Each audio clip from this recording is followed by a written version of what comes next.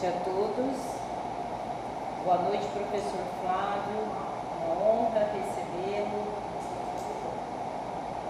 Vocês estão me ouvindo?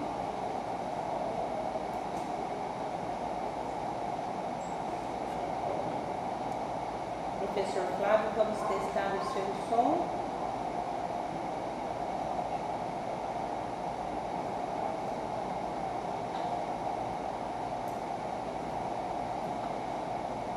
A Miriam Ravanelli está conosco na sala. Doutora Miriam.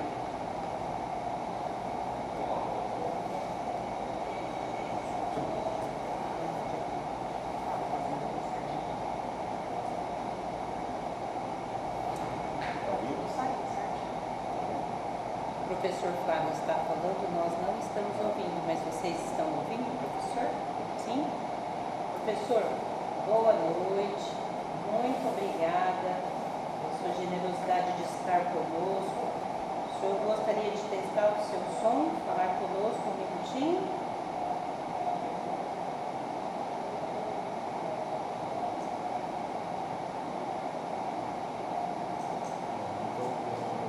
Doutora Miriam, boa noite. Nos ouve?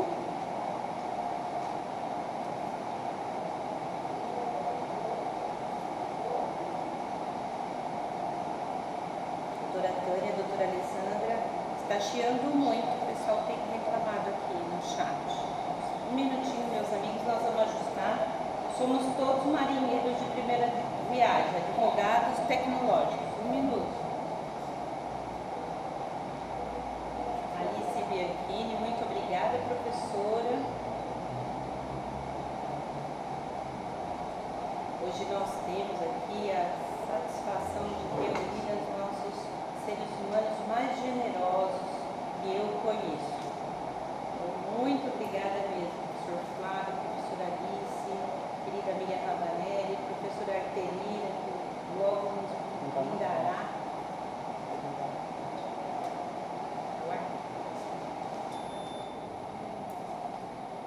Por favor, observem se o som melhorou. E tínhamos um ar-condicionado bem... Melhorou? Doutora Alessandra Batista, melhorou o chiado?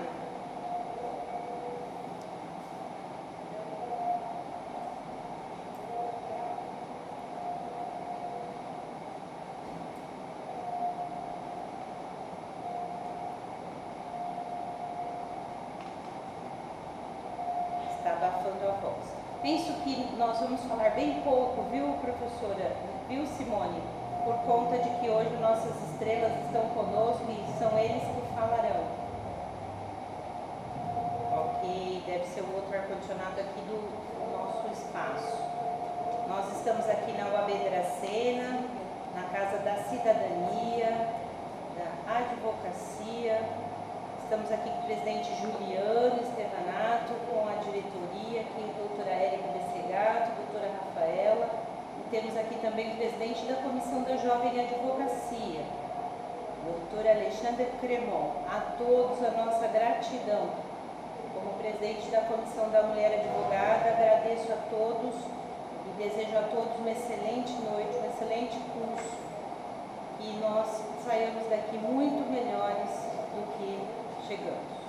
Que Deus proteja a todos nós, dê muita saúde a todas as nossas famílias, nossos amigos, que nos torne profissionais ainda mais transformadores das nossas realidades. Doutor Juliano. Boa noite a todos, caros colegas advogados presentes, amigos que acompanham a gente pela internet. É uma grande satisfação, recebê-los todos. Professor, muito obrigado pela oportunidade, de poder conhecê-lo, de poder ouvi-lo nessa noite. Doutora Miriam Ravanelli, obrigado pela presença também, pela participação. Colegas convidados aí que participam do chat, professora doutora Aline Bianchini, é uma grande honra, falo em nome da diretoria da UAB Dracena e agradeço imensamente pela disponibilidade de vocês, doutores, profissionais, para brilhantar nossa noite com muito conhecimento. Então, que todos tenhamos aí uma ótima aula. Obrigado. Professor Flávio, o senhor já está a postos, que estamos todos ansiosos por ouvi-lo. Tudo bem? Podemos iniciar?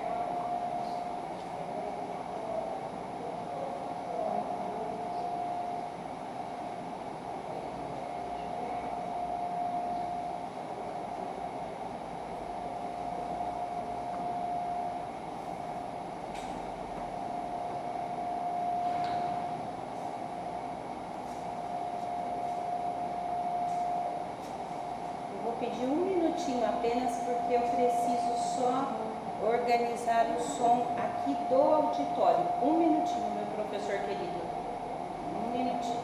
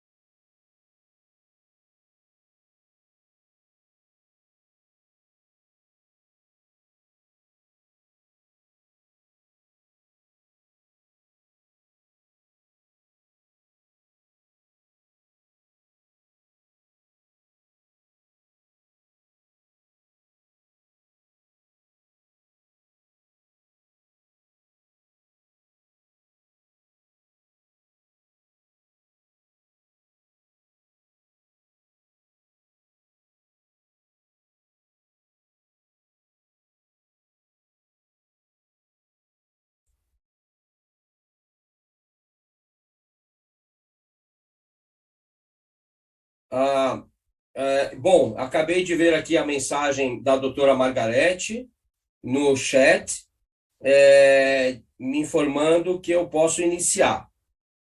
Então, fique à vontade, aliás, a todos os organizadores, se precisarem me cortar aqui, porque como o som está baixo, não tenham problema em me avisar qualquer problema. Eu quero já iniciar cumprimentando todas e todos os presentes. Vejo aqui, além da doutora Margarete Lopes, também a mesa organizadora.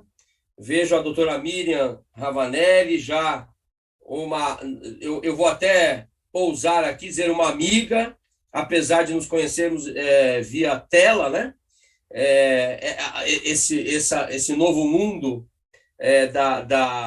dos debates, né, com pessoas inteligentes. Então, eu, na pessoa de toda a mesa organizadora e da doutora Miriam, eu cumprimento os nossas queridas colegas do interior, de Dracena, da região. Para mim é uma honra poder contribuir com esse debate, quanto mais um tema tão importante a partir de um lugar de fala de um homem, né, um advogado, e eu já disse isso, a doutora Miriam bem sabe, um homem de 54 anos que vem aqui se desconstruindo a cada dia em relação a essas nossas mazelas, né, que nós temos no país e que só com com muito esforço, com muito estudo e muita crítica, que nós começamos a perceber, de fato, como estruturalmente nós vivemos sob algumas, vamos assim dizer, alguns grilhões, né? Algumas correntes que nos prendem a esses comportamentos, eu repito, não necessariamente conscientes e individuais, mas também, né? Também. Nós não podemos tirar a nossa responsabilidade individual em relação aos nossos preconceitos, às nossas discriminações, aos nossos racismos, aos nossos machismos. Então, eu acho que esta é uma colocação que eu faço, e evidentemente que as minhas reflexões aqui são apenas sugestões, no sentido de que sobre elas todos aqui me ajudarão muito se tiverem críticas, dúvidas e perguntas.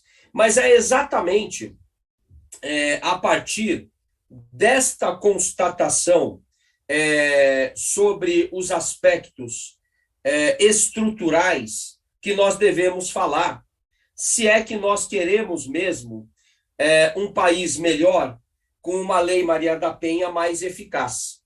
Vejam bem, prezadas colegas, prezados colegas, eu trabalho não apenas com a questão na advocacia, mas para o direito internacional, né? Na defesa da mulher, diante de um caso concreto que eu atuo, que envolve inclusive a professora Artenira, uma grande autoridade no Brasil, sobre no combate à violência contra a mulher, mas eu trabalho com outros aspectos estruturais, por exemplo, a questão indígena. A minha formação ela vem de anos e anos de trabalho e especialização sobre a questão dos extermínios, né? Dos extermínios dos corpos físicos também e das referências culturais. E é aqui que a gente verifica que nós não podemos reduzir as nossas análises a aspectos individuais apenas. Porque se nós reduzirmos as nossas análises a questões individuais, nós deixamos de trabalhar a essência desses problemas. Então, é mais ou menos... olha, gente, me digam aí se vocês estão me escutando bem e se eu estou me fazendo claro. Pode fazer um sinalzinho, se for o caso, não tem problema. Ótimo. Então, o que eu quero dizer com isso eu vou dar um exemplo que todos vão entender bem, não é? Quando uma situação de racismo é verificada, e quando eu falo racismo, vamos lembrar que se é para falar de violência contra a mulher, vamos falar da violência contra a mulher branca e contra a mulher negra, que são realidades bem diferentes em alguns aspectos. Essas intersecções discriminatórias, né, são um exemplo claro desses aspectos estruturais que eu tenho falado. Então, é mais ou menos quando a gente vê uma situação de racismo ou de machismo, etc., e a pessoa diz assim, não, mas eu não sou racista, porque eu nunca fiz isso, eu nunca fiz aquilo, demonstrando que a redução da discussão do problema a um aspecto individual pode eliminar e afastar os verdadeiros caminhos para tornarmos as leis mais eficazes. Então, até porque nós temos casos individuais em que uma vítima, por exemplo, de estupro, vai a um distrito policial, a uma delegacia da mulher, e normalmente já vai numa situação, evidentemente, de absoluta vulnerabilidade, e ela não encontra o amparo necessário de profissionais preparados, e a gente vai falar disso, mas você tem casos que individualmente, de repente, deu certo. Então, você não pode tratar a questão, este problema gravíssimo, porque nós estamos vivendo um verdadeiro massacre no país em relação às mulheres, de forma individualizada. Esse é um primeiro ponto, já que estamos aqui falando em buscar mais eficácia pelo menos tentarmos, né, como profissionais do direito, imprimir mais eficácia sobre essas leis. E aqui, não só Maria da Penha, né? Vamos aqui falar a partir da própria Constituição, porque os problemas começam quando a própria Constituição, que garante igualdade de direitos entre homens e mulheres, ela própria é afrontada diariamente no Brasil. Então, se a Constituição, a lei maior, a partir dela, tem as suas bases, os seus fundamentos afrontados, evidentemente que isso irá se replicar, este fenômeno irá se replicar por todo o sistema jurídico. Não só todo o sistema jurídico, mas, notem bem, por todo o sistema também político, econômico, o sistema de saúde, porque vejam que o recorte em relação à violência contra a mulher, ele deve se dar em todos esses setores. Essa semana mesmo, eu discutia com uma profissional advogada aqui em São Paulo, um tema pouco conhecido, mas que as mulheres conhecem bem porque passam por ele, a violência obstétrica. E quando você fala em violência obstétrica, ninguém sabe o que significa. Claro, uma coisa é conversar com advogadas e advogados de Dracena, da OAB, pessoas que estão aí lidando e se desenvolvendo a cada dia.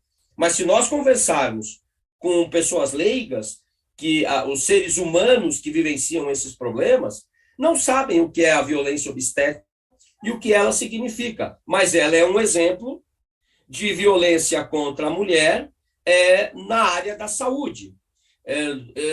Eu poderia dar outros exemplos em outras áreas. Portanto, nós temos aqui um recorte que deve ser feito na diagonal, atravessando todo o sistema jurídico, a começar pela Constituição, que diariamente é violada neste país, com interpretações bizarras, muitas vezes. Bom, imaginem, então, como será interpretada a Lei Maria da Penha, se nós aqui estivermos falando em maior eficácia. E vocês devem já ter pensado nesse sentido, quando uma nova lei ela é promulgada e publicada, nós temos quase que por razões culturais, enfim, nós somos provenientes de um sistema romano-germânico que tinha na quantidade, na solenidade, portanto, na quantidade de leis, nas suas solenidades, uma esperança, né? Então, quando sai uma nova lei, olha, agora sim, agora aprovamos a lei. É claro que é um passo importante, mas de forma alguma a aprovação de uma lei traduz eficácia, traduz eficiência. E eu vou tentar aqui abordar pelo menos alguns desses fatores e que nós temos enfrentado a partir do caso Artenira, dentre outros, né? Dentre outros. Mas, vejam lá, temos a Lei Maria da Penha, a Lei do Stalking. Hoje mesmo, na clínica, eu sou professor da Universidade Mackenzie, e temos lá uma clínica de atendimento a refugiados e imigrantes, e o índice de violência contra a mulher é altíssimo em campos de refugiados. Em Roraima, tivemos que dar um curso sobre Lei Maria da Penha para os refugiados venezuelanos. Tal o grau de violência física a que as mulheres venezuelanas são submetidas pelos seus companheiros. Porque esta é vamos assim dizer, um legado terrível do próprio patriarcado que toma conta de todos os povos latinos. Não é? Eu costumo dizer, e aqui, doutora Miriam, me permita, vou ser repetitivo, já que estivemos juntos em outras ocasiões, eu costumo dizer que não importa o regime político, o sistema religioso ou a realidade cultural de um povo. Nessas três perspectivas, a mulher é vítima. E ela é vítima, eu vou dar um exemplo aqui. Se nós pensarmos, por exemplo, eu dou aula, às vezes, para duas universidades lá do Irã. sobre o sistema jurídico brasileiro, direitos humanos no Brasil. As mulheres iranianas, vocês sabem que elas têm algumas limitações no seu dia a dia, se compararmos com uma mulher ocidental, não é? Nada comparável com o que ocorre na Arábia Saudita, que é um sistema ainda mais rígido. Mas se você pensar numa mudança do sistema político, político teocrático, porque o Irã é um sistema teocrático, você imediatamente retira das mulheres parte dessas correntes que aprisionam as mulheres. Eu não estou falando de cultura, eu estou falando de regime político teocrático. Mas se nós pensarmos aqui nos casos da MGF, mutilação genital feminina, que ocorre em países da África, os próprios regimes políticos tentam combater essa prática e não conseguem erradicá-la. Com todo um trabalho intenso que é feito. Por quê? Porque a questão aí é cultural. Ela é a questão cultural. O padrão cultural, vamos assim chamar, que surge de uma reiteração de um comportamento em dada sociedade, ele é muito mais difícil. Então, vou aqui falar com os meus colegas homens. Estou vendo aqui o doutor Wallace, espero que esteja pronunciando corretamente. Então, certeza, doutor Rodrigo, né? Os meus colegas homens aqui, nós crescemos ouvindo que nós não podemos chorar, porque o homem não chora. E nós temos que ir para a briga. E nós temos que ganhar dinheiro, né? Não sem razão. As faculdades de direito atualmente, quando se fala em grupo de pesquisa, quando se fala em atividades extra-classe, são tomadas pelas mulheres, porque os homens não participam, os meninos não participam. As mulheres estão, e a carreira jurídica, dentre outras, certamente, daqui para frente, são carreiras femininas, né? E eu fico até feliz com isso, mas nós crescemos, nós homens, né, culturalmente submetidos a um patriarcado que nos prejudica também. E os homens têm que entender isso. Então, tanto sobre o aspecto cultural, quanto sobre o aspecto político, nós temos uma opção política no Brasil também que afeta a questão das mulheres. Eu não vou entrar em méritos partidários, porque hoje isso é muito complicado. Mas nós temos uma opção política que não preserva o direito das mulheres. Vemos aí quantas mulheres nós temos hoje nos parlamentos do Brasil. E a gente vai falar de parlamento porque nós vamos falar de aumento da eficácia de uma lei. Nada vai acontecer se as mulheres não forem eleitas. Nada. Eu vou adiantar sem qualquer medo de errar. Bem, nós tínhamos, com a Constituição que nós temos, nós tínhamos 12% de mulheres nos parlamentos do Brasil, das esferas municipais para as esferas, até a esfera federal, e com a emenda 97, que determinou que 30% de vagas dos partidos políticos sejam destinadas às mulheres. Pois bem, mesmo com esta emenda constitucional, os partidos políticos começaram a criar vagas, entre aspas, com laranjas, que não eram verdadeiramente candidatas, e o dinheiro do fundo partidário não chegava às verdadeiras candidatas. Até que o Supremo Tribunal Federal precisou, em 2018 para 2019, determinar que os partidos políticos provem exatamente quanto entrou na campanha de cada mulher. Só com essa decisão, nós, em uma eleição, que foi a de 2020, aumentamos de 12% para 15% o número de mulheres nas câmaras municipais. Então, notem que não basta termos a lei, é preciso que nós tenhamos também outra série de medidas intersetoriais para que essas leis possam gerar mais eficácia. No sistema econômico, a mesma coisa. Basta lembrar que a mulher ganha não mais do que 70% do que o homem ganha no mercado de trabalho. Então, a violência contra a mulher, que não é apenas física, ela é emocional, ela é espiritual, e tudo isso o direito tem que levar em conta, sim, porque quando uma pessoa está destruída emocionalmente, ela tem o seu projeto de vida obstaculizado, impedido de ter continuidade, e isso é a decisão do Sistema Interamericano de Direitos Humanos, inclusive em opiniões consultivas já publicadas há alguns anos, né? Quando uma pessoa tem, portanto, as suas bases emocionais destruídas, isto traz, sim, um problema jurídico, mas que o Poder Judiciário normalmente não considera. Não considera. Se nós pensarmos em danos materiais e danos morais, eles não são suficientes, por exemplo, para uma mulher que permanece durante 6, 7, 8 anos no Poder Judiciário, submetida a filigranas jurídicas e submetida às violências do agressor.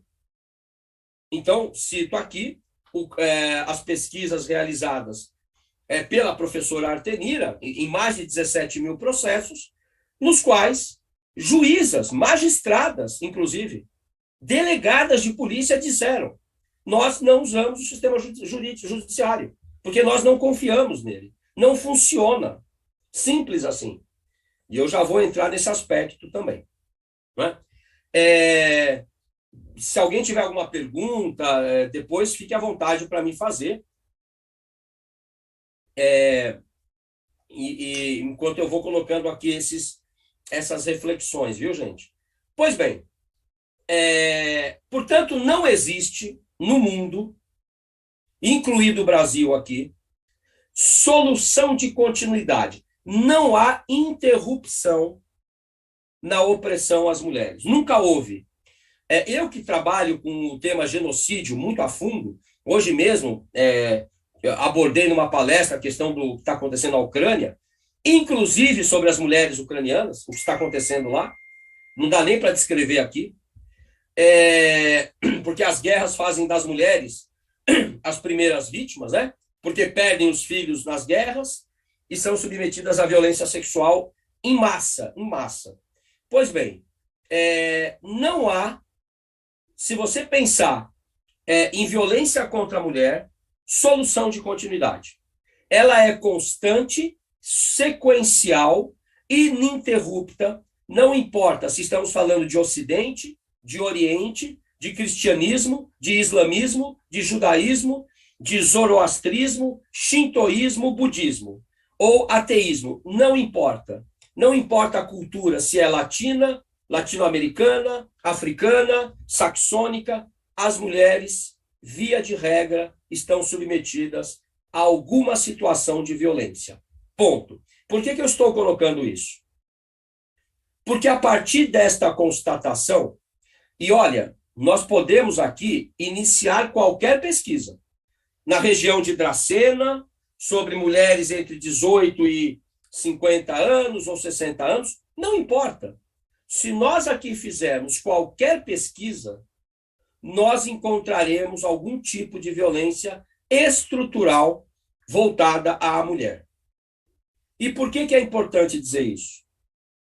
Porque as instituições brasileiras, com todo o respeito que eu tenho, eu sou um democrata convicto, eu sou um defensor do Supremo Tribunal Federal, sou um defensor dos parlamentos, ainda que os homens que compõem os parlamentos não sejam mais, talvez, o ideal, né? Temos que votar em mulheres, que votar em pessoas que saibam o que vão fazer. Pois bem, mas se nós temos essa realidade cultural, política, religiosa, histórica, é preciso os brasileiros, vou fazer um meia-culpa aqui, nós brasileiros não ligamos a mínima para a memória histórica. Nós não lembramos do passado e estamos pagando um preço alto por isso. Se há um país que menos liga para a memória, o Brasil é um deles. E se nós estudarmos aqui, por exemplo, por que existem poucas mulheres no parlamento brasileiro? Se compararmos com Ruanda tem mais de 70%. É o país do mundo que mais tem mulheres no parlamento. porque são as mulheres que reconstroem o país após um genocídio, após uma guerra, é o que vai acontecer na Ucrânia.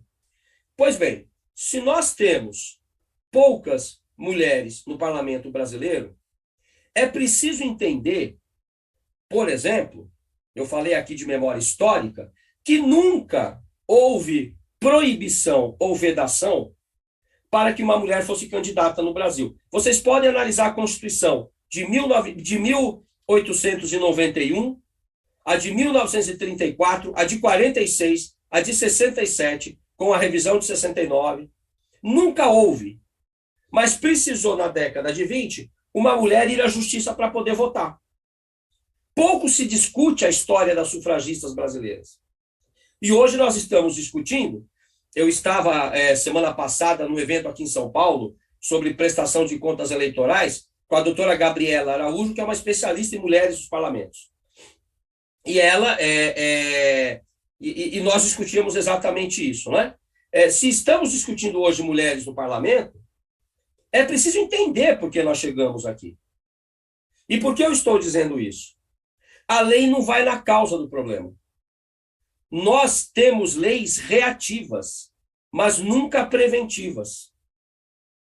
As nossas leis são feitas após a tragédia acontecer. Então, a Lei Mariana Ferrer precisou um vídeo estourar na mídia brasileira para que fizessem a Lei Mariana Ferrer. Quando nós, advogadas e advogados, já sabemos que isto é diário, até chegar numa pessoa de projeção, como era a Mariana Ferrer, salvo engano meu, me corrijam, porque eu também eu não sou seguidor desses tais influencers, eu fico um pouco desconfiado com isso, né? Eu ainda prefiro ler um bom livro, mas, salvo engano meu, a Mariana Ferrer era uma influencer, entre aspas. E foi gravada a audiência com ela. Então, esta audiência gravada, ela reflete uma sequência que já existe no Brasil há muito tempo, mas há muito tempo. Quer dizer, eu que me formei há 30 anos atrás, na faculdade, me lembro com perfeição a questão da menina violentada e que é acusada por ter usado uma minissaia.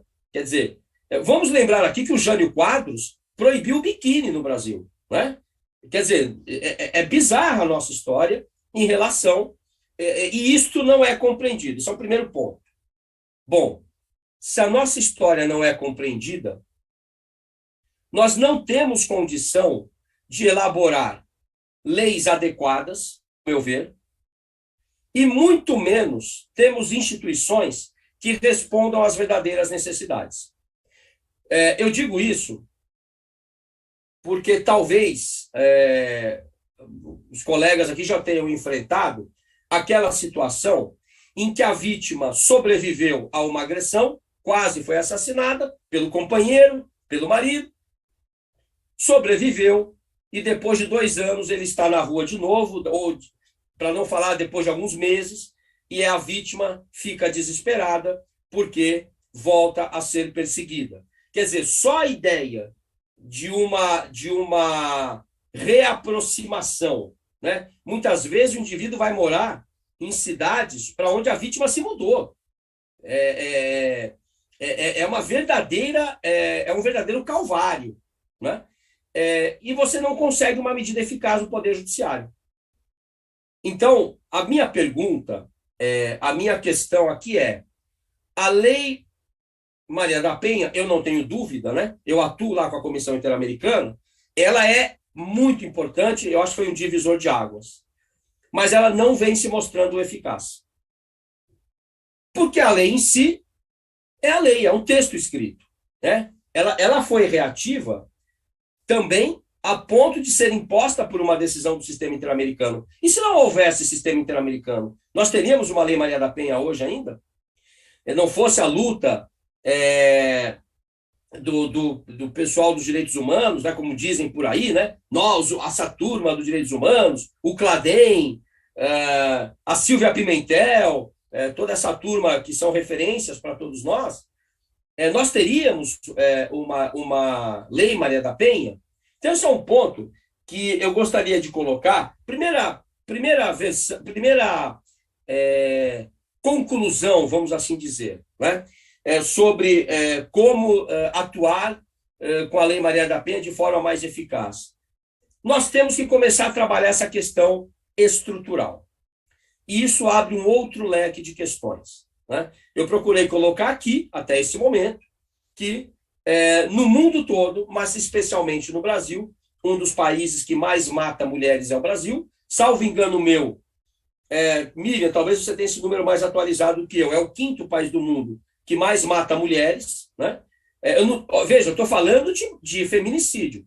Eu não falei das outras violências que marcam este calvário até chegarmos no feminicídio, né? A agressão física, verbal, o stalking, a perseguição e assim por diante. Então, esse é o primeiro ponto. Se nós temos aqui uma realidade patriarcal, e notem que o patriarcado ele é estrutural na medida em que a nossa sociedade funciona dessa forma. A nossa sociedade funciona de modo patriarcal e racista. Quer dizer, são engrenagens de uma máquina. É isso que eu quero dizer. O racismo e o patriarcado, um dia desses, um colega lá da Comissão de Direitos Humanos da OAB aqui em São Paulo, porque eu coordeno 2 núcleos na Comissão de Direitos Humanos aqui em São Paulo, o indígena e quilombola e o da memória. E um colega está elaborando um evento sobre antidiscriminação. Eu liguei para o meu amigo Adilson Moreira, o professor Adilson Moreira, que trata do assunto, e estávamos conversando. E aí eu disse assim, olha, se o evento for antidiscriminatório, você tem que falar do racismo, mas você também tem que falar do patriarcado. Porque essas são as 2 engrenagens que fazem o Brasil funcionar do jeito que ele funciona. E como ele funciona? Eu pergunto aqui para vocês, quantos estagiários, meninas negras, vocês já viram ser contratados em grandes escritórios?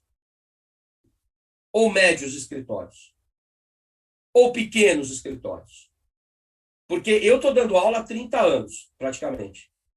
E advogo há 30 anos. Eu comecei a dar aula com 23 anos, mais ou menos.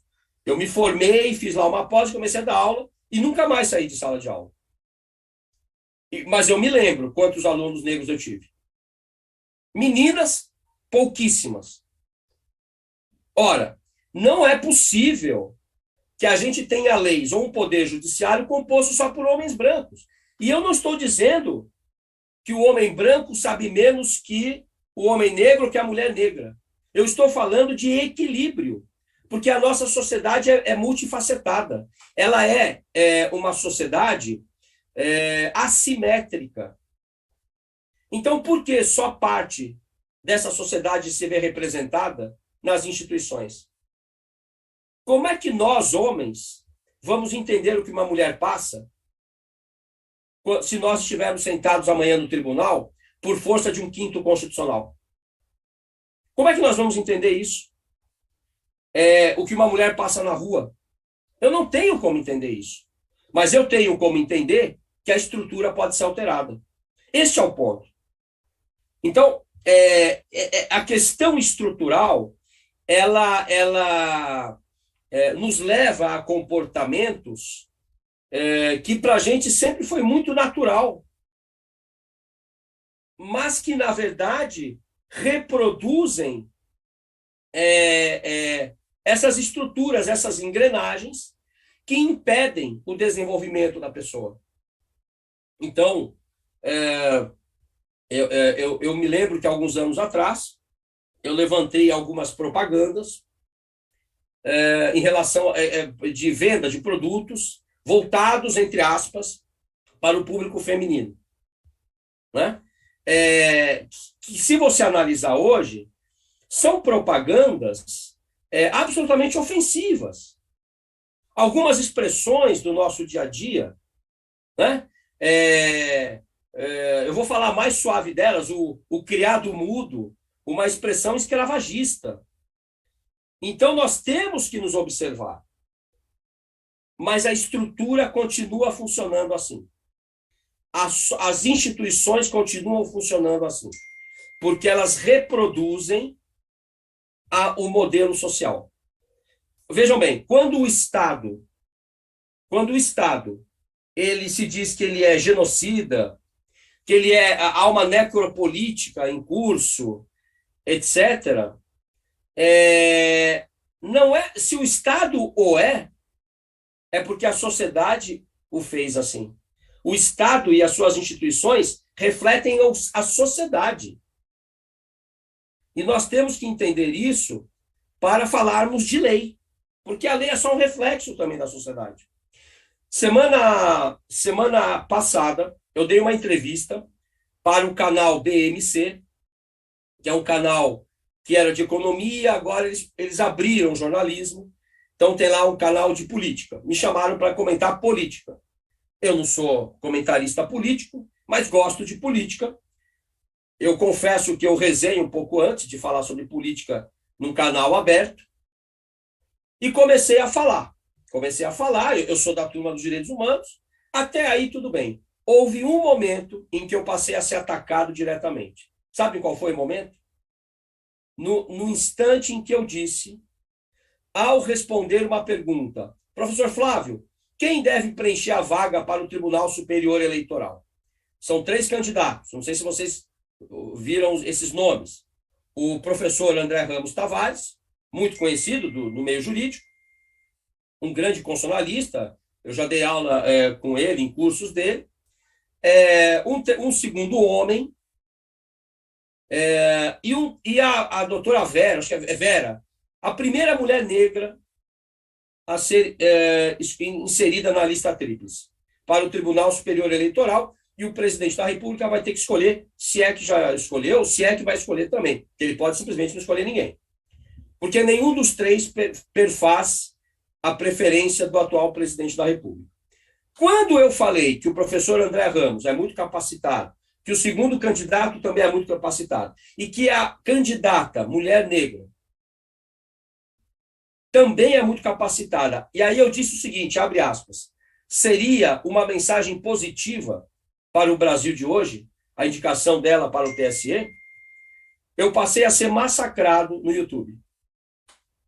Foi neste momento exato, em que, é claro que eu nem respondo, mas foi neste momento, e eu fui assistir depois do YouTube, estão lá os comentários, em que eu passei a ser atacado. Inclusive, um deles disse assim, esse negócio de inclusão, eu nem ouço mais entrevistado. Quer dizer, esta é a visão.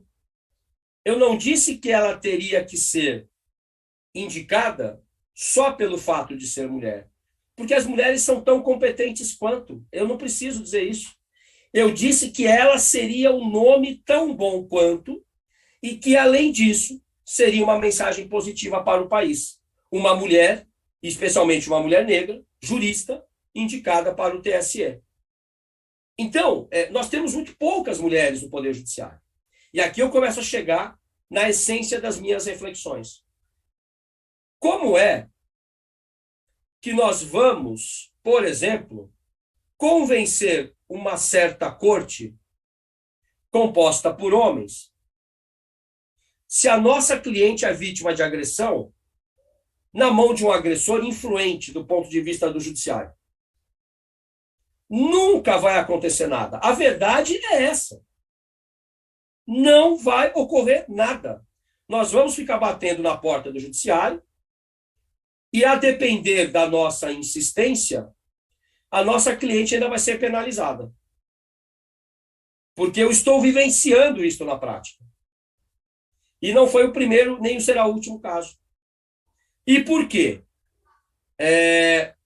Porque a estrutura foi preparada para funcionar dessa forma. Vamos lá.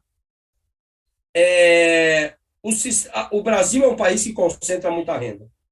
É um dos países com maior concentração de renda. Por que não se muda isso no país?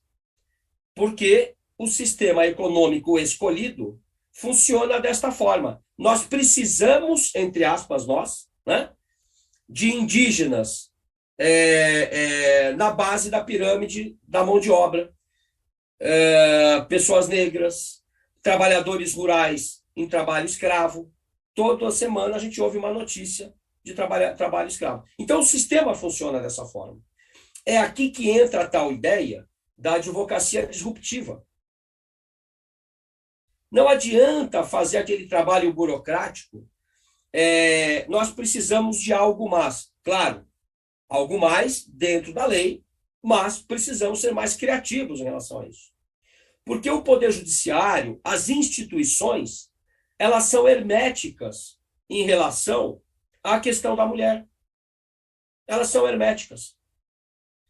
Ora, você tem alguma decisão, alguns juízes mais novos são sensíveis a isso, né? Mas se realmente há uma mudança em curso, por que é que nós não temos um número equilibrado entre homens e mulheres? E não estou falando só do Poder Judiciário. Pela primeira vez, a OAB criou as cotas para as mulheres a serem indicadas para o 5º Constitucional. Porque somente homens eram indicados. E eram mesmo. Ontem eu fui fazer um levantamento, por exemplo, sobre os programas Roda Viva, da TV Cultura. Eu gosto muito desse programa. E eu fui buscar os programas da década de 80. Se vocês olharem os Roda Vivas da década de 80, não havia mulheres entre os jornalistas. E ontem me chamou isso a atenção. Eu estava assistindo a entrevista do Luiz Carlos Prestes, já morreu em 91. Eu tive a chance de conhecê-lo, ainda recém-formado. Ele que foi o líder comunista do país, né? E na Roda Viva em que ele foi entrevistado, ele dizia assim: olha, essa nova república era 1987. 86, perdão. 1986 a entrevista. Se vocês colocarem lá, vocês vão ver ele dizendo isso. Essa nova república, ela não é nova república de verdade. Porque não houve uma mudança substancial. E aí ele diz assim, vou dar um exemplo. As mulheres continuam ganhando menos no mercado de trabalho. Ele diz isso em 1986. Então, isto não mudou. Vem a Constituição de 88, tivemos alguns avanços importantes, mas hoje ela é, de novo, rasgada diariamente, sequer se interpreta bem a Constituição, e nós temos a mesma situação. Então, nós temos que, ao meu ver, de alguma forma, sensibilizar esse sistema hermético.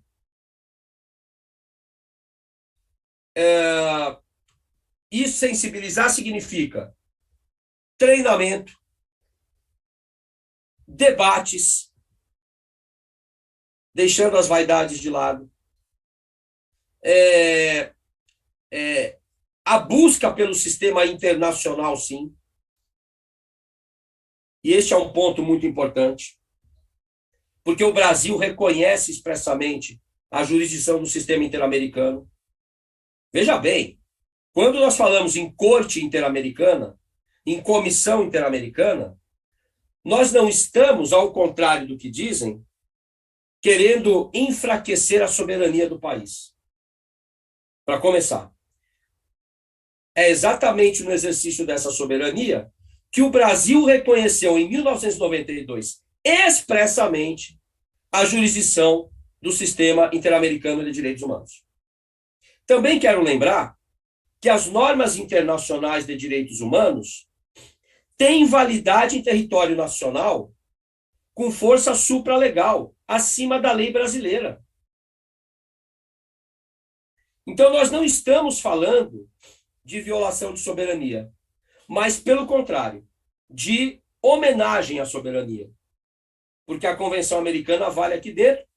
E, olha, eu vou dar um exemplo do que aconteceu recentemente, numa questão eleitoral. Uma moça no meio da rua, agrediu um transeunte, um sujeito estava passando, e foi presa em flagrante. Lesão corporal. E aí se descobriu que ela tinha um problema de esquizofrenia grave.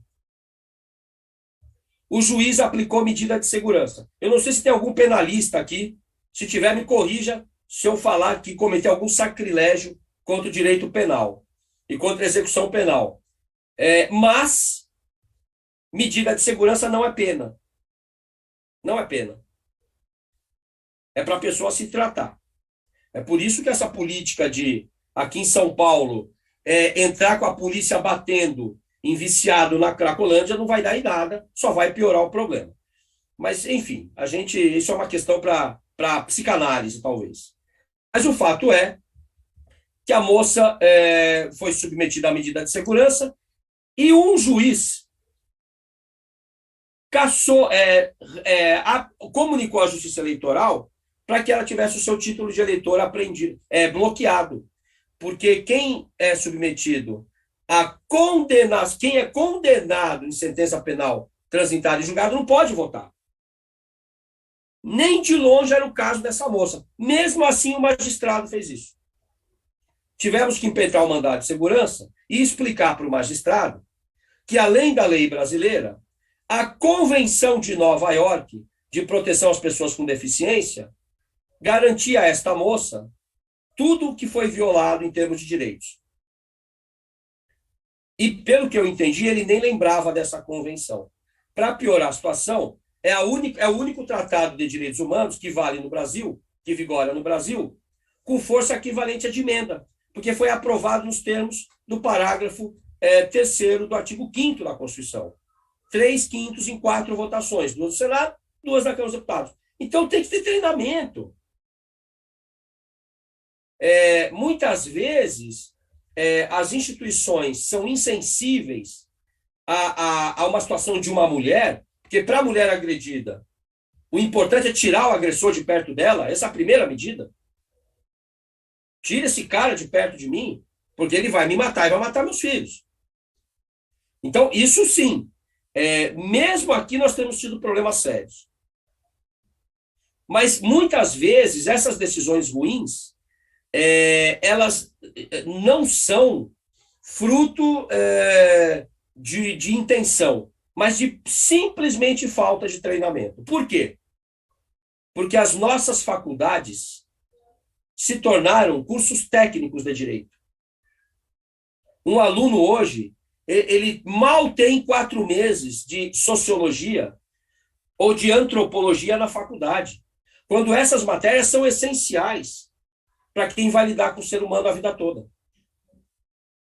Este é outro problema grave estrutural.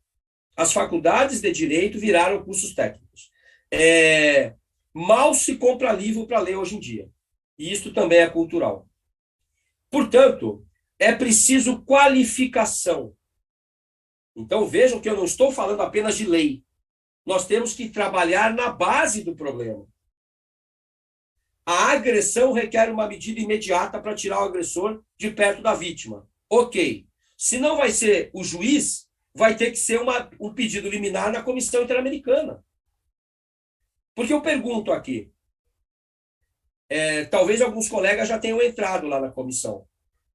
Pedir uma cautelar na Comissão Interamericana é uma questão de elaborar a petição, juntar a prova em PDF, entrar no site da comissão e anexar. Acabou. Não precisa nem de token, como o Poder Judiciário no Brasil exige. Naquela noite em que a cacica Juma Chipaia estourou no Brasil inteiro dizendo: entraram garimpeiros aqui, meu pai foi lá e foi agredido, está aqui a imagem da draga, uma draga gigantesca, saiu no Brasil inteiro, naquela noite, quando ela gravou esse vídeo. Na mesma hora eu fiz um pedido cautelar e pedi na Comissão Interamericana. Porque eu sabia que o Estado brasileiro não vai tirar garimpeiros das terras indígenas. Isto não vai acontecer. Nós já sabemos o que vai acontecer. Os indígenas estão correndo sério risco de desaparecer nesse país. E aqui também tem um recorte da mulher indígena, da violência. Aliás, a luta indígena hoje é tocada pelas mulheres, cá entre nós. Então, nós temos que usar mais o sistema internacional. Ao fazer isso, e aqui eu vou dar outro exemplo de despreparo, ao fazer isso no caso concreto, um certo magistrado notificou penalmente a minha cliente. Como se, penalmente, ele se sentiu ofendido por conta de uma petição na Comissão Interamericana de Direitos Humanos. Agora, eu pergunto aqui para vocês. Quando o caso é aceito na Comissão Interamericana, quem são as partes litigantes? A vítima e o Estado brasileiro. Não passa pela pessoa física do magistrado. Mais um exemplo de falta de preparo de um desembargador. Mais um exemplo de que os homens públicos no Brasil não sabem separar a sua função pública da sua vida particular. O sujeito é delegado, é advogado, é promotor, é juiz 24 horas por dia. Se ele for parado numa multa de trânsito, ele vai dar carteirada. Porque não há esta noção que o servidor público ele está investido numa função enquanto um concursado capacitado para servir a população, mas não para ficar acima da lei. É claro, eu repito, não é a maioria dos servidores. Eu fui servidor do TJ, eu fui do Tribunal de Contas do Estado, eu fui da Prefeitura de São Paulo e eu fui do Ministério Público. A maioria dos servidores é muito bem qualificado, de uma forma geral, mas a pergunta que eu faço é, em relação às causas e consequências da violência contra a mulher, são qualificados? Então, aqui eu vou dar um outro dado de pesquisa. Nesses 17 mil processos, por exemplo, que a doutora Artenira, cuja pesquisa ela comandou, alguns psicólogos concursados, Poder Judiciário, inclusive de São Paulo, mas não só, disseram assim, olha, o laudo, eu faço o laudo correndo, do jeito que dá para fazer. Porque não dá tempo. Eu tenho muito processo para opinar. Então, eu já vi laudos, assim como eu já vi... eu já tive audiências em que o juiz começou lendo o processo errado, né? Não era o nosso processo. Aqui no foro, no João Mendes, hein? No coração ali do centro de São Paulo.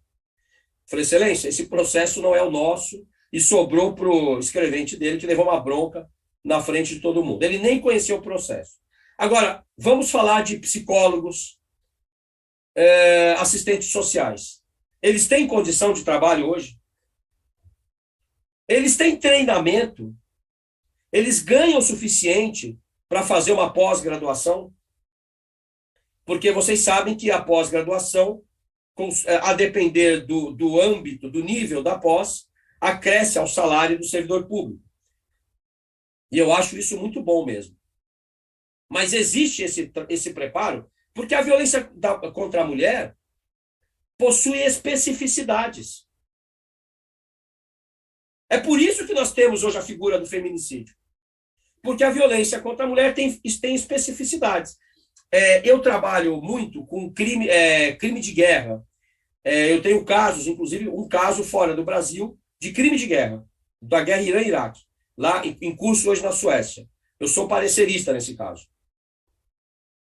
Quando você vai analisar a guerra, você tem que falar da mulher num capítulo à parte.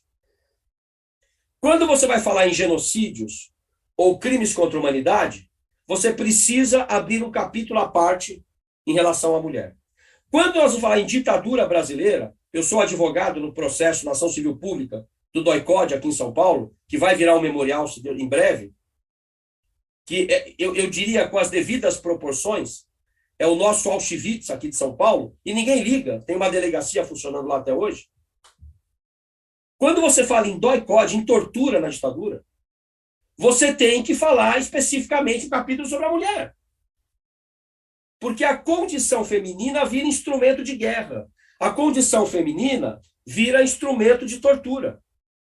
As mulheres torturadas eram torturadas na frente dos seus filhos de 2, 3 aninhos de idade. Isso tudo está documentado. Basta ler o projeto Brasil Nunca Mais, do Dom Paulo Evaristo Arnes, que é retirado dos autos da Justiça Militar. Não é narrativa das vítimas. Então, sempre nós temos que entender que o treinamento do Poder Judiciário, dos advogados, eu já vi advogado cometer barbaridade na defesa de mulher vítima de violência, porque não era preparado. Então, a compreensão das dinâmicas, da natureza, da essência que leva a esta violência contra a mulher no Brasil, precisa ser bem compreendida. E isto requer treinamento. Então, nós poderemos aí um dia falar em leis Maria da Penha eficazes. Não é? Eu estou colocando aqui a questão, já falei, né, da realidade cultural. Então, nós temos uma questão cultural, né? Olha, por que você vai de saia naquela festa?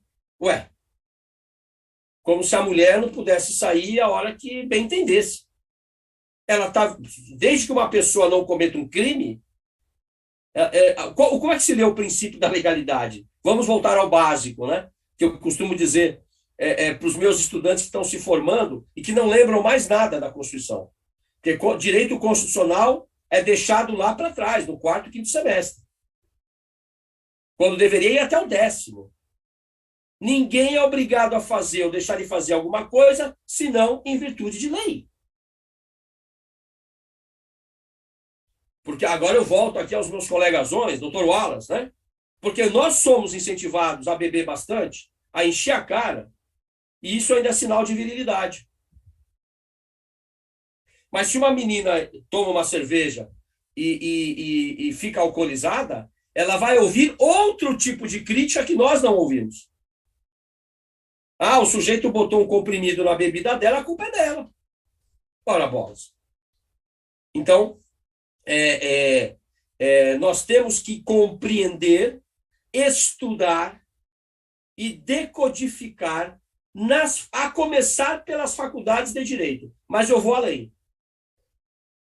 Usando o exemplo de alguns países africanos, eu volto à MGF, a mutilação genital feminina, que nessas comunidades, eu não sei se todos aqui já adentraram nesses meandros da MGF, na pesquisa ou no documentário, mas quem pratica a mutilação genital feminina nas meninas de 10, 11 anos são mulheres que têm essa função social e que são respeitadas nessa sociedade como por essa função. Só que elas mantêm o seu nível econômico fazendo isso. E aí, num certo dia, a menina vai completar 10 anos. Olha, minha filha, amanhã é o seu grande dia. Uma festa é montada. Os vizinhos são chamados. Aí se cava um buraco. A menina entra neste buraco com esta mulher que fará a extirpação, sob condições insalubres. E aí ela é submetida a esse trauma. Como é que se descobre isso? Normalmente as irmãzinhas mais novas, de 7, 8 anos, fogem de casa depois. Em alguns países caminham 30, 40 quilômetros para serem resgatadas. E uma ONG de mulheres espanholas, criada para cuidar disso, elas tomaram 2 atitudes de base. E é isso que eu estou insistindo aqui.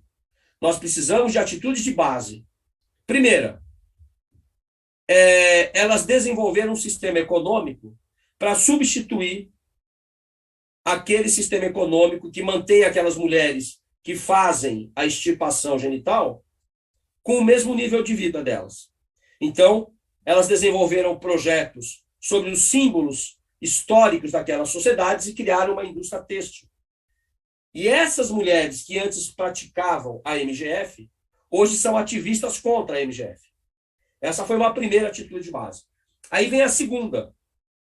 Os meninos, a partir dos 4, 5 aninhos de idade, tem aulas sobre a mulher. O que é a mulher? O que é a mãe? O que é a esposa? O que é a filha? O que é a amiga? O que é o gênero feminino? O que acontece com a saúde de uma mulher a partir da mutilação genital? Porque ela morre, ou ela pega uma infecção que a mata, ou ela fica estéril, fora o trauma emocional. Então, são trabalhos de base como ele. Aliás, eu lembro de uma cena, 30, 40 meninos ouvindo da professora os efeitos nocivos na saúde da mulher com a prática da MGF. Mesmo assim, muitas mulheres que se recusaram a fazer foram alijadas do convívio social. E a previsão é que nos próximos, até 2035, mais ou menos, mais de 60 milhões de meninas sejam submetidas a isso ainda.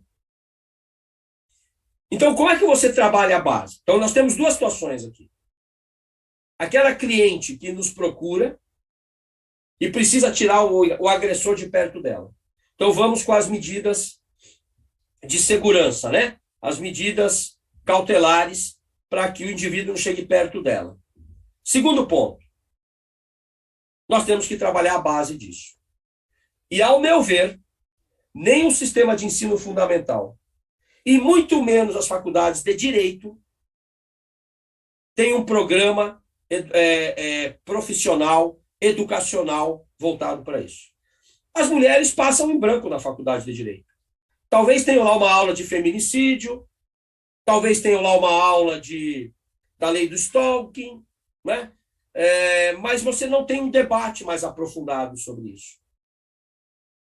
Então, nós temos uma certa insensibilidade com base nesse machismo, nesse patriarcado. Por isso, me parece que além da questão cultural, além da qualificação que eu mencionei aqui, né, além do ataque às causas da violência contra a mulher, e aqui eu estou falando de aspectos culturais muito difíceis de erradicar, mas nós temos que trabalhar para isso. Nós temos que explorar mais o sistema internacional, seja o sistema global, seja o sistema regional. E se necessário for, e a Artenira gosta muito de uma expressão, né? A advocacia disruptiva. Disruptivo não é contrário à lei. Disruptivo é a advocacia combativa, ao meu ver. Né? Nós temos que ir, sim, ao plano internacional para que o sistema econômico, que normalmente não é, no Brasil, exemplo de equilíbrio e distributividade dos benefícios do capitalismo, mas que ele seja usado a favor da proteção da mulher e da construção de uma sociedade mais equilibrada. Então, eu vejo muita empresa falar em compliance, ODS da ONU, e eu vejo pouca prática. Quantas mulheres... Aliás, vou dar um exemplo. A maior emissora de televisão do Brasil tem muitas mulheres hoje âncoras comandando seus jornais. Mas os chefes de redação são todos homens. Podem fazer a pesquisa. Todos homens. Não que eu não estou criticando porque eu não gosto da emissora. Nada disso. Eu assisto, inclusive, a emissora. Mas é uma realidade. É uma realidade. Eu não vou falar... se a gente partir para as intersecções discriminatórias, a mulher negra, a mulher indígena, ainda que seja uma minoria, os indígenas são 0,5% da população, pelo censo do IBGE de 2010. Mas você pode pensar o seguinte, e as mulheres, por exemplo, cadeirantes? E as mulheres obesas? Porque a gordofobia é um inferno nesse país. E ninguém fala nada. Pelo contrário, a mulher tem que ser esteticamente, seguir um certo padrão, se quiser um estágio no escritório de advocacia. As minhas alunas me dizem isso. Dia desse eu estava aplicando uma prova, 23 horas acabou a prova. Era uma sexta-feira, 23 horas, aqui no centro de São Paulo. A aluna começou a chorar na minha frente. Eu falei, você foi mal na prova? Até me senti culpado, né? Não, professor, é porque eu tenho que voltar para o escritório e eu estou sofrendo assédio lá. Então, eu que trabalhei em empresa, eu tive um chefe que só contratava estagiária de um certo padrão estabelecido na mente dele. Anos depois, ele se casou, inclusive, com uma ex-estagiária.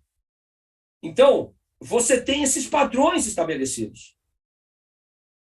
E se a mulher fugir daquilo, ela não consegue um emprego, ela vai passar a vida buscando, sobrevivendo com subempregos.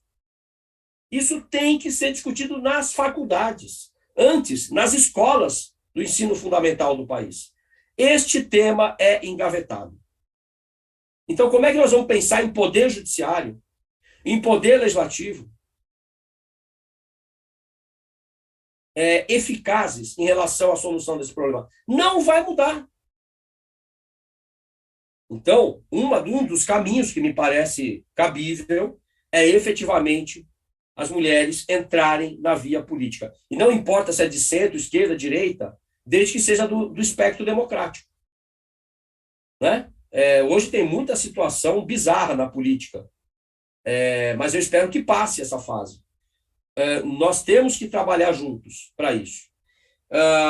E o sistema internacional, ele é muito potente na pressão que se exerce sobre o Brasil na violação desses direitos humanos. Nós temos alguns exemplos aí.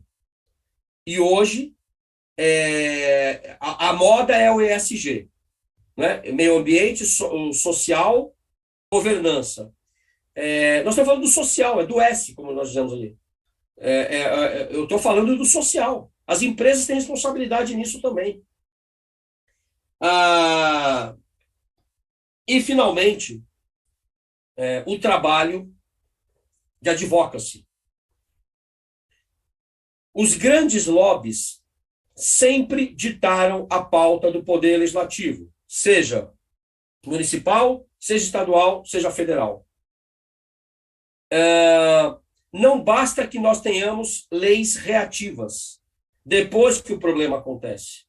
Nós já sabemos aqui as causas, os problemas, e eu diria mais, se chamarmos aqui alguns experts em estatística, nós conseguimos prever quantas mulheres estarão nos parlamentos ou na direção dos grandes escritórios ou das grandes empresas, ou como presidente do Senado, presidente da República, daqui a 10, 15 anos. É possível até prever isso, se considerarmos os números de hoje e o ritmo de mudança. Então, o advocacy, ou seja, aquela atividade de pressão sobre os parlamentares para que leis que atendam aos interesses sociais de uma sociedade democrática sejam desenvolvidas e apresentadas, e não apenas as leis de lobbies, né, que não estão nem um pouco preocupados com os direitos fundamentais da mulher brasileira. E que, eu diria, equivalem aos direitos dos homens brasileiros. Porque essa luta é nossa, dos homens também. Essa luta não é só das mulheres, que são as principais vítimas. É nossa. Porque nós temos as nossas mães, temos as nossas filhas, as nossas amigas, não é? Então, eu acho que essas são propostas iniciais. Eu acho que eu falei demais, mas eu fico aqui à disposição para eventual debate, perguntas, né? E agradeço, eu devolvo a palavra à doutora Margarete. Eu acho que a Margarete é a presidente da mesa aqui hoje, salvo engano meu, me perdoem se eu errei aqui, e estou à disposição para mais debates, críticas, discordâncias, enfim. Muito obrigado.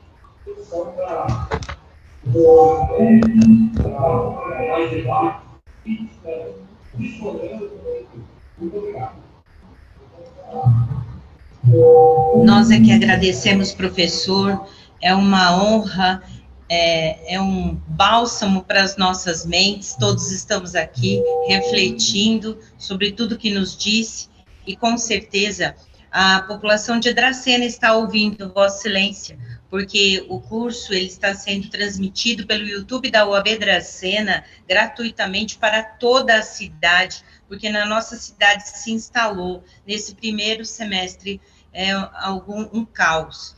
Então, eu quero dizer ao senhor quanto o senhor contribuiu, quanto o senhor trará, né, as suas reflexões nos trarão a toda a sociedade de Dracena uma inspiração para mudarmos, para trabalharmos, para transformarmos as nossas realidades, porque nós não seremos conhecidos como a região do feminicídio, como está sendo colocado no nosso primeiro semestre. Eu agradeço não só ao senhor, a todas as pessoas que atenderam o meu pedido, o pedido da OAB Dracena, o pedido do presidente Juliano Stevanato, a toda a parceria que temos na cidade, com todas as instituições, Poder Judiciário, Ministério Público, as Faculdade Regis, a Unifadra, a Associação Comercial, a todos os professores, a rede pública de professores. Então, o senhor hoje nos presenteou, trazendo mais luzes para as nossas vidas. Eu vou pedir para a querida Miriam Ravanelli fazer aquela provocação costumeira, mas sei que o senhor está com compromisso e também não vou, desejando as melhoras aí para toda a sua família, né, também não vou abusar mais da paciência e da generosidade. Miriam, por favor, com a palavra. Bom, primeiramente, me ouvem bem? Sim? Bom, boa noite a todos e a todas. Não posso aqui, obviamente, deixar de fazer uma consideração e uma deferência para essa casa que hoje nos recebe, ao presidente Juliano, pedindo ao Juliano e também à querida amiga Rafaela, que leve meus cumprimentos mais fraternos a toda a diretoria desta subseção que me é tão querida e tão cara, porque eu tenho aí uma amiga de alma, uma parceira de caminhada em tantas construções conjuntas, que está presidente da Comissão da Mulher Advogada, que isso muito me alegra, porque sabendo da competência da doutora Margarete, do zelo, do amor e do carinho, em que tudo que ela põe a mão e desenvolve, eu que tenho como esta comissão um grande amor e uma grande ideologia de vida, eu fico muito feliz de hoje esta Comissão da Mulher Advogada da subseção de Dracena ver à frente uma mulher tão competente e que faz tudo com tamanho zelo. Então, no nome destas pessoas, até para não me alongar aqui, eu quero cumprimentar a todos e a todas. E, obviamente, eu não posso deixar de falar aqui com o meu amigo, com o meu parceiro já de algumas construções conjuntas que eu tive o privilégio, tive o prazer de já ouvir e compartilhar algumas ideias em outras situações, porque assim, ouvir o professor Flávio sempre nos desperta assim, muitas reflexões, nos instiga, nos estimula, porque o professor Flávio ele traz, ele consegue alinhar isto, né? As questões de ordem técnica a uma prática, a uma vivência e fazer tudo isso nos provocar mesmo, nos inquietar, fazer com que nós possamos refletir, que nós possamos, assim, sair dos nossos lugares, dos nossos locais de acomodação e ver, inclusive, o que nós, enquanto pertencentes ao sistema de justiça, enquanto operadoras e operadores do direito, podemos fazer nessa reconstrução que se faz urgente, que se faz emergente, para que, inclusive, essas leis, elas tenham a verdadeira eficácia e a verdadeira efetividade, né? E eu, como boa aluna que sou do professor Flávio, obviamente fiz aqui, como ele bem sabe, né, as minhas anotações e fiz aqui algumas reflexões e eu vou pontuar muito rapidamente, professor,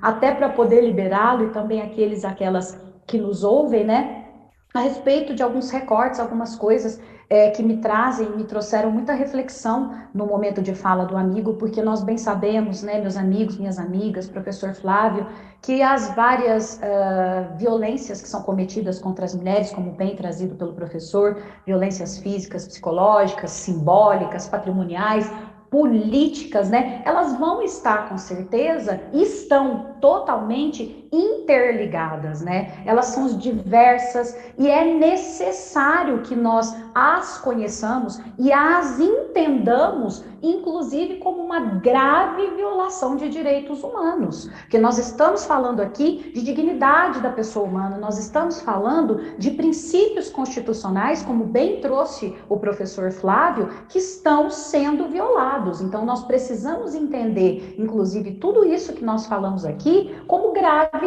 violações de direitos humanos, né? E obviamente com alguns recortes e algumas anotações que eu fiz aqui, que me chamaram inclusive muita atenção, professor, quando o professor Flávio fala que nós precisamos, professor, sempre lembrar do nosso passado, né? Até para que nós não abrimos brechas e lacunas, e vou mais além, porque quando nós cometemos isso, nós inclusive incorremos em possíveis retrocessos. E quando o professor Flávio falava aqui, eu me lembrava que nós tivemos que voltar a ter que discutir aqui a questão da legítima defesa da honra. Nós tivemos que falar depois de quantos anos precisamos instigar e precisamos bater novamente a porta do STF para que o STF viesse dizer que aquilo era inconstitucional, que eu não podia atribuir a uma mulher que é vítima de violência e que já vem de tamanha vulnerabilidade de uma destruição total e, obviamente, o ceifar da vida desta mulher, que ela fosse coautora do próprio crime. Eu não posso deixar e não posso admitir. E quando eu faço isso e esqueço, eu incorro, obviamente, em vários tipos de retrocesso. Então, quando o professor Flávio falava dessas questões específicas, de se lembrar e de estarmos atentos a questões do passado, para nós não incorrermos, inclusive, em retrocessos como esse, né? E eu pensava muito aqui também, quando o senhor falava a respeito das mulheres que têm algum tipo de deficiência, que falava das mulheres pretas, das mulheres pobres e periféricas, eu remetia também a casos de ordem prática vivenciados aqui na Alto Mogiana, mais especificamente, onde eu estou, e eu acredito que aí no município de Dracena não seja muito diferente, porque quando nós falamos de um sistema de justiça que realmente é efetivo e eficaz, eu tenho que pensar em todas as mulheres, nas suas especificidades e peculiaridades, até para que eu consiga atendê-las e alcançar a complexidade que é essas violências e violações. E por que eu estou dizendo tudo isso? Porque eu lembrava das mulheres surdas, lembrava dessas mulheres que chegam para efetuar uma denúncia, e eu pensava, se para nós, mulheres, e aqui eu estou considerando uma mulher universal, que tem alguns tipos de privilégios, entre aspas, se assim nós podemos encaminhar e colocar, se já há toda uma questão de tantos impedimentos, de tantos entraves, de tantas questões, para que ocorra, para que essa denúncia ela ocorra da forma efetiva como dela tem que acontecer, imagine só essas mulheres surdas, mudas, chegando para poder fazer uma denúncia, para poder relatar uma violência.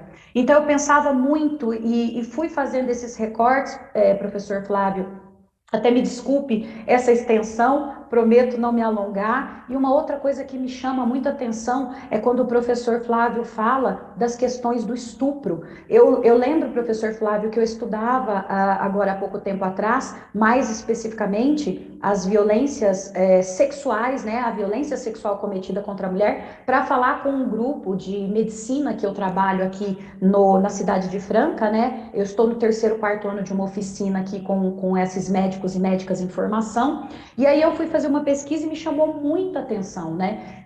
Eu lembrava, enquanto o professor falava, que quando eu fiz essa pesquisa, me aparece esse estupro como arma de guerra, né? Que lá na década de 80, quando nós tínhamos aí, nós falávamos em regimes, na época em El Salvador, Haiti, Peru, enfim, em alguns outros lugares da América Latina, que era ainda um tabu, não tocávamos no assunto de violência contra as mulheres ainda, da forma como nós falamos hoje. Imagina se falar a respeito de violências sexuais cometidas contra as mulheres, né? E aí nós vamos começar a discutir exatamente isso quando quando há todo um movimento articulado e organizado de mulheres, né, que vão para os holofotes e vão para os discursos públicos para denunciar e para falar na América Latina durante aí a nossa terceira onda de democratização, entre 1978 mais ou menos e 1995, e essas mulheres se organizam e vão pressionar e cobrar dos governos o combate às violências e violações sistêmicas que são cometidas contra as mulheres, principalmente no Brasil, no Chile e no México. E aí há toda essa articulação e denunciam, inclusive, a utilização do estupro como arma de guerra. E arma de guerra não só as violações em si dos próprios corpos das mulheres, mas no sentido, inclusive, de ofensa aos maridos que estavam ali do outro lado da guerra, de desmoralização, e como nós estamos falando aqui, toda uma questão de dano, em relação também a uma desmoralização, entre aspas, de toda uma família e de toda uma exposição em relação a isso, né? E até para finalizar, que eu prometi que não ia me estender, quando o professor Flávio fala da questão e da importância da capacitação. Professor Flávio, eu acredito que lembre, e da última conversa que nós temos, inclusive, em relação a isso, que eu sou uma grande defensora que para atuar, seja em qualquer área, dentro do sistema de justiça, para falar com mulheres vítimas de violência, nós tínhamos que obrigatoriamente apresentar e ter certificações de capacitação na área. Seja aqueles que são os portas de entrada para poder receberem essas mulheres com o devido acolhimento e encaminhá-las devidamente e proporcionar assim e não revitimizá-las cometendo aí um novo tipo de violência que seria a violência institucional, porque a porta de entrada onde essas mulheres são recebidas vai delimitar todo o restante do processamento que essas mulheres darão ou não darão na busca pela efetivação dos seus direitos. Porque muitas preferem se resguardar e já lidar com a violência que elas já lidavam e conhecem. Elas não querem um outro tipo de violência acrescido e aumentado na sua vida, além de todas as outras questões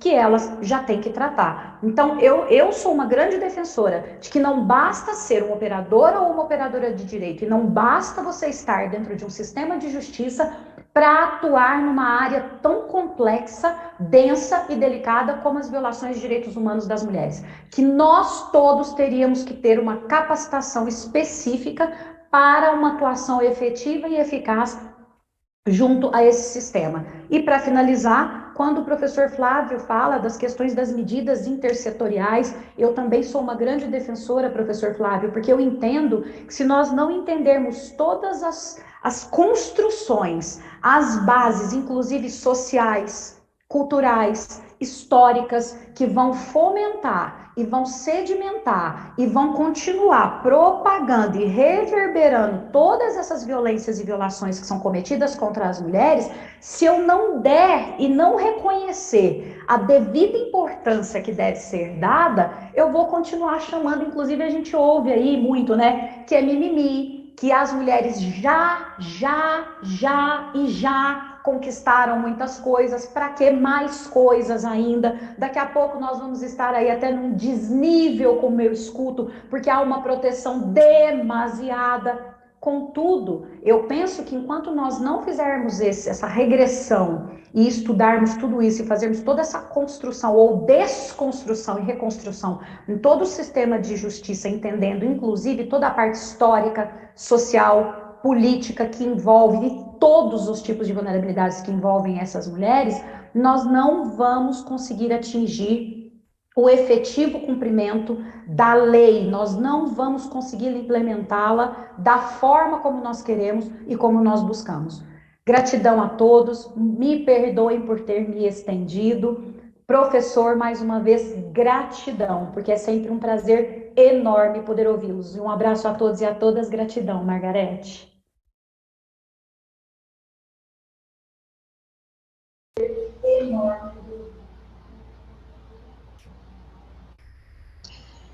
Gratidão é a palavra da noite, gratidão é a palavra da vida, e gratidão nós da UAB Dracena temos por todos vocês que aqui estão, todos os gestores, todos os presidentes de ordem, todos os ex-conselheiros, conselheiras, enfim, todos aquele exército de voluntários que trabalham em prol da sociedade e da advocacia. Gratidão, doutora Miriam. E quero dizer gratidão especialíssima a uma grande parceria que iniciamos, breve vamos instalar, trouxemos para Dracena o programa OAB por Elas, de Bauru. Então, gratidão a todas as colegas de Bauru, doutora Márcia Negrisoli, doutora Silvia Sena. Mas, especialmente, estamos aqui, toda a diretoria da Ordem, para agradecer a Delegacia da Mulher, a doutora Luciana e o doutor Alexandre Luen.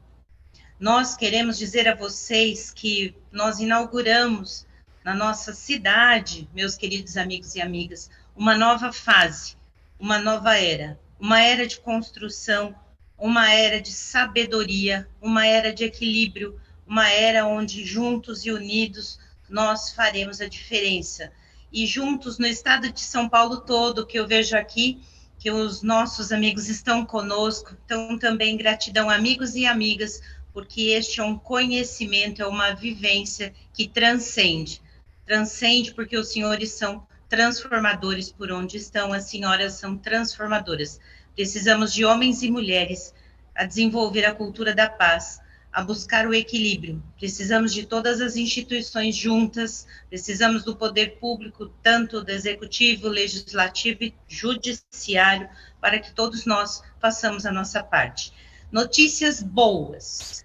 Nós teremos sorteios de livros durante todos os nossos mini-cursos às terças-feiras. Notícias ótimas, professor Flávio. Se possível, esteja conosco na terça-feira que vem, que nós receberemos a nossa querida amiga, a professora Artenira, da Universidade do Maranhão. E também estejam conosco nas próximas terças-feiras, todos os profissionais da psicologia, da medicina, da contabilidade, todas as pessoas e seres humanos que se importam. Todos nós, afinal, temos uma mãe. Todos nós, afinal, somos filhos. Todos nós somos maridos. Todos nós somos esposas. E é juntos que nós vamos resolver essa grande celeuma que colocaram para nossa época, para o nosso tempo. Uma boa noite a todos. Gratidão. E muito obrigado, Alexandre Cremon, que está aqui conosco, com cólica renal, meus amigos. Estou vendo na cara dele, está me matando aqui, mas é um querido amigo e parceiro, OAB Dracena e todas as OABs que estiveram conosco. Um beijo no coração de vocês, fiquem com Deus, até terça-feira que vem. Boa noite, meus amigos.